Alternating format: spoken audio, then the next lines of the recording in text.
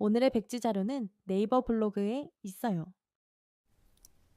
지난 시간 2가지 이상 순물질이 섞여 있는 물질인 혼합물에 대해서 배웠어요.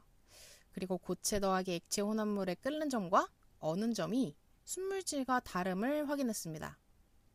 오늘은 고체와 고체 혼합물의 녹는 점을 살펴볼게요. 고체 혼합물은 각 성분보다 낮은 온도에서 녹기 시작합니다.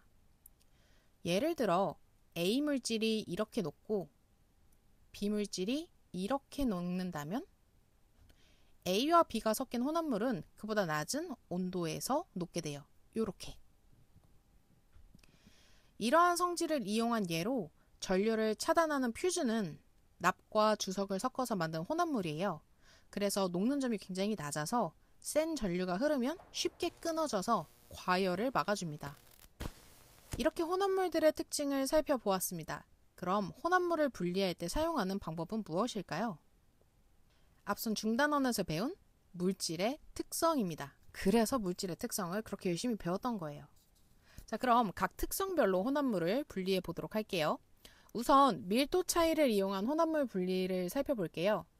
밀도는 단위 부피당 질량으로 부피분의 질량값이었어요. 밀도가 다른 물체는 밀도가 크면 가라앉고 작으면 위로 뜨는 성질이 있었죠. 첫 번째로 고체 혼합물을 분리해 볼 건데 대표적으로 모래와 스타이로폼을 분리하는 방법을 살펴볼게요. 물론 모래와 스타이로폼을 분리하는 방법은 쉬워요. 하나씩 분리해도 되겠죠. 하지만 밀도 차이를 이용하면 이렇게 쉽게 분리할 수 있습니다. 굉장히 쉽게 분리가 되죠. 이런 고체 혼합물의 밀도 차이를 이용해서 분리를 하려면 조건이 있어요. 첫 번째로 두 물질을 녹이지 않아야 돼요. 지금 본 것처럼 모래랑 스타이로폼을 물이 녹이지 않았죠. 그리고 두 번째는 두 물질의 중간 밀도를 이용해야 한다는 점입니다.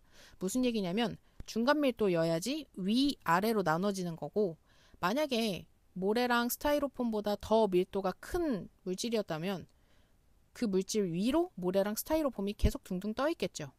그래서 두 물질을 분리해내기 위해서는 중간 밀도를 이용해야 한다는 점을 꼭 기억해 주세요. 이번엔 액체 혼합물을 밀도 차이를 이용해서 분리하는 과정이에요. 이 과정에선 분별 깔때기라는 도구를 이용해야 됩니다. 이게 분별 깔때기인데 밀도가 작은 물질이 위쪽으로 뜨는 성질을 이용해요. 분별 깔때기를 활용해 실험할 땐 서로 섞이지 않는 액체를 분리할 때 사용할 수 있습니다. 여기서 포인트는 뚜껑 부분을 열어야 아래쪽으로 액체가 흐를 수 있다는 점 기억해 주세요.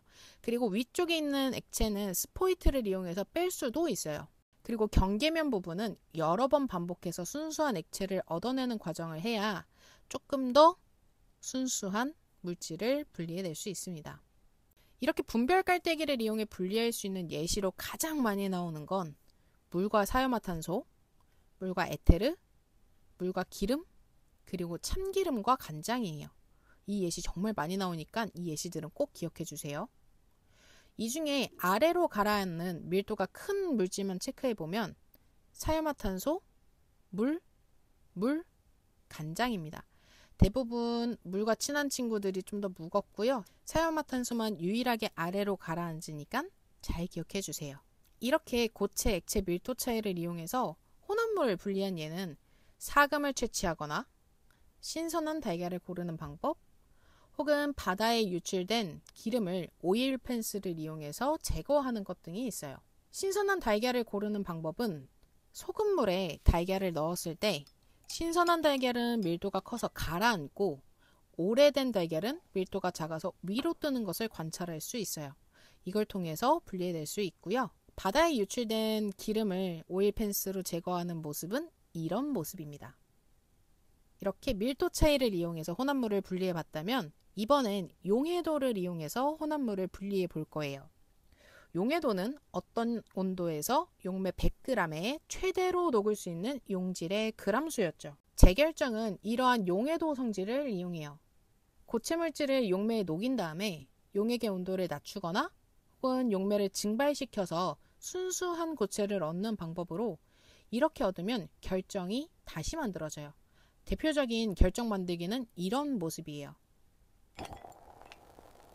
재결정을 이용해서 혼합물을 분리하기 위해서는 혼합물의 용해도 차이가 좀 커야 돼요. 그래프 한번 볼게요.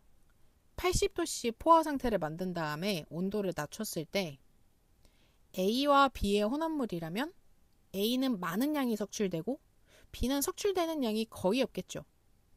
그럼 석출된 걸 가지고 얘는 대부분 A다 라고 얘기할 수 있습니다. 그런데 B와 C 혼합물이라면 나오는 양의 차이가 크지가 않아요. 그러면 재결정대에서 나온 고체가 이게 B인지 C인지 알기 어렵겠죠. 그래서 재결정을 이용해서 혼합물을 분리할 때는 이 두 용해도가 차이가 커야 쉽게 분리할 수 있습니다. 이렇게 다시 순수한 고체를 얻는 재결정을 활용한 예는 사탕수수에서 설탕을 분리하거나 천일염에서 정제된 소금을 얻는 거예요. 오늘 마지막으론 끓는 점 차이를 이용한 증류에 대해서 살펴볼게요. 증류는 액체 상태 혼합물을 가열할 때 끓어나오는 기체를 냉각해서 순수한 액체를 얻는 방법이에요.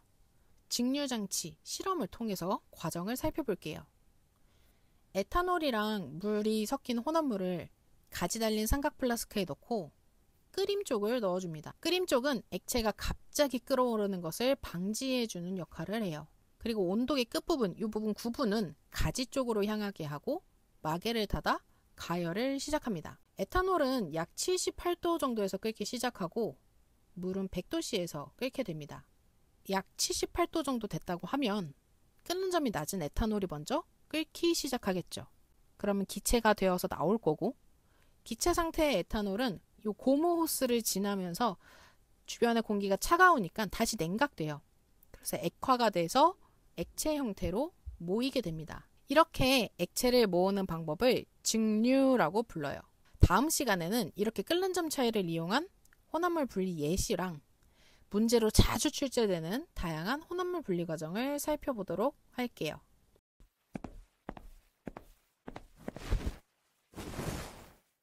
오늘 한 장 완성! 내일 또 한 장으로 개념을 이어가요. 안녕!